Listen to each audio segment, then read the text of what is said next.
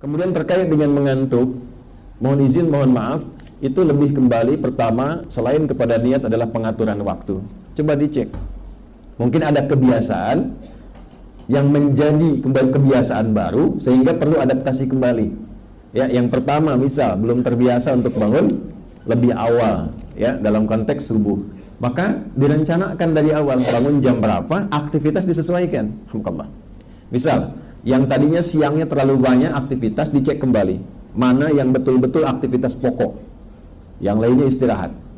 Karena sederhana sekali, kalau bukan siang datang malam. Terlalu sibuk siangnya, maka akan banyak istirahat di malam harinya. Terlalu sibuk malamnya, siangnya akan ngantuk. Ya, antum kalau malamnya terus aktivitas, pasti dia akan menuntut, fisik akan menuntut haknya untuk mendapatkan istirahat di siang harinya. Kebalikannya, kalau siangnya terlalu banyak aktivitas, malamnya pun akan demikian. Apalagi kalau siangnya sibuk, malamnya sibuk, tidurnya telat. Itu sudah otomatis, kalaupun dipaksakan bangun dalam keadaan menjelang subuh, itu subuhnya pasti dapat ngantuk. Pasti itu. Maka apa yang dilakukan? Manajemen Nabi SAW. Siang beraktivitas, Nabi itu kalau sudah masuk waktu Isya, selesai Isya, silahkan cek dalam hadis-hadis, ba'da Isya itu langsung istirahat. Cuma sedikit evaluasi dengan istri beliau tercinta. Ngobrol sebentar, evaluasi keluarga. Setelah itu, menjelang istirahat, beliau istighfar 70 sampai dengan 100 kali dan mengevaluasi kegiatan sebelumnya.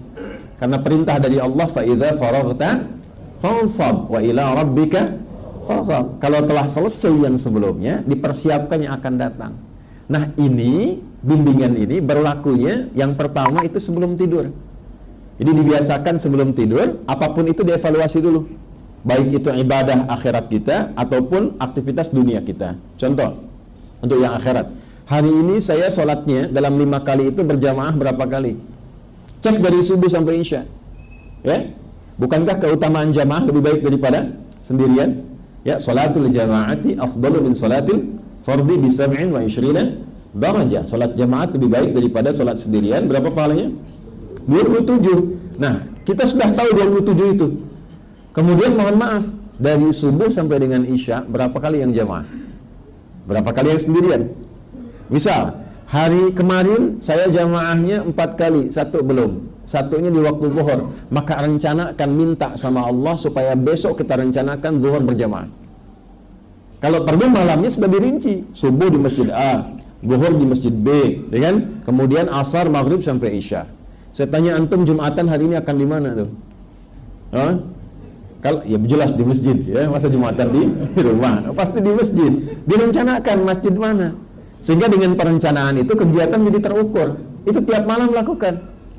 Lalu kegiatan dunia misalnya, ya mohon maaf, dalam sehari itu berapa kali sudah perhatian terhadap anak? Jangan-jangan pada anak pun belum sempat nyapa. Ya, pada keluarga seperti apa? Pada ibu sudah menyapa atau belum? Sudah mendoakan keluarga atau belum? Ya. Nanti setelah semuanya direncanakan, yang kurang-kurang istighfari, itulah maksudnya 70 sampai 100. Supaya dalam tidurnya Allah ridha. Jadi kalau orang terbiasa istighfar, mengoreksi, mengevaluasi istighfar, itu akan membantu dia mendapatkan suasana tidur yang tenang. Akhirnya tidurnya lebih tenang, lebih enak, lebih nyaman. Diatur Nabi ba'da Isya demikian, paling-paling 15-30 menit selesai istirahat. Jadi kalau sekarang misalnya selesai setengah 8 salat Isya, jam 8 sudah istirahat. Bangun pertengahan malam.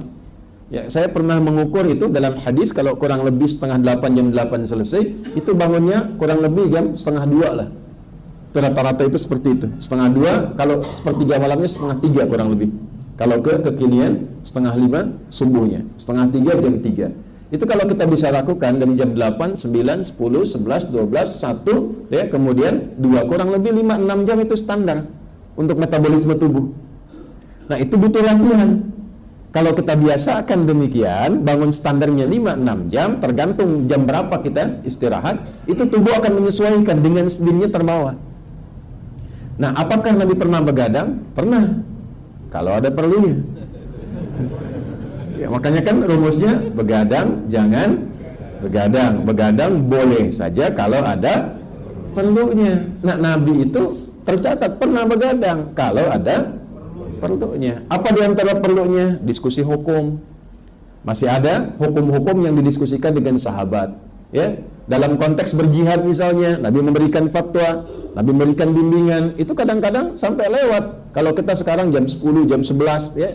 Tapi karena tubuh sudah terbiasa, sudah terlatih bangun jam sekian, itu terbawa lagi. Terbiasa lagi, metabolismenya sudah bisa menyesuaikan. Karena itu mohon izin dicek dulu jam berapa istirahatnya, jam berapa tidurnya. Sekarang dievaluasi kegiatannya, mana yang berkualitas, mana yang tidak berkualitas. Yang kurang-kurang bagus, sedikit-sedikit dikurangi. Kalau sudah terbiasa menghindari yang kurang-kurang bermanfaat, itu nanti akan masuk pindah kualitas langsung ditetapkan oleh Allah kepada calon penghuni surga Firdaus. Ya, nggak cukup dengan amin, kita petakan dulu, ya. Di antara ciri khas calon penghuni Firdaus itu meninggalkan segala yang tidak penting. Ya, walladzina hum 'anil lagwi mu'ridun. Quran surah ke-23, surah Al-Mu'minun di ayat yang ketiga. Qad aflahal mu'minun, satu, alladzina hum fi salatihim khashi'un, dua, walladzina hum 'anil lagwi mu'ridun. Yaitu orang-orang yang gemar memfokuskan kegiatannya pada yang bermanfaat saja. Jadi kalau tak bermanfaat sudah tinggalkan. Kita bicara tak bermanfaat, diam. Memandang tak ada manfaatnya, palingkan. Malam-malam nggak ada manfaatnya, untuk apa kemudian diteruskan? Istirahat saja, ya. Wah, ini ada kegiatan bola rame misalnya kan, jamnya bisa mengganggu aktivitas kita. Sekarang kan eranya sudah berubah, apa yang dilihat malam bisa ditonton besok, ya. Antum nggak dapat ceramah sekarang, besok tayang di YouTube kan, ya kan? Jadi kalau bisa dilihat besok, kenapa dipaksakan malam yang merusak inti ibadah kita? Tahajud tuh nggak bisa dibesokin. Dan tahajud malam ini beda dengan tahajud besok. Jadi kalau nggak dapat malam ini, belum tentu dapat besok. Kan belum tentu hidup. Ya, jelas ya?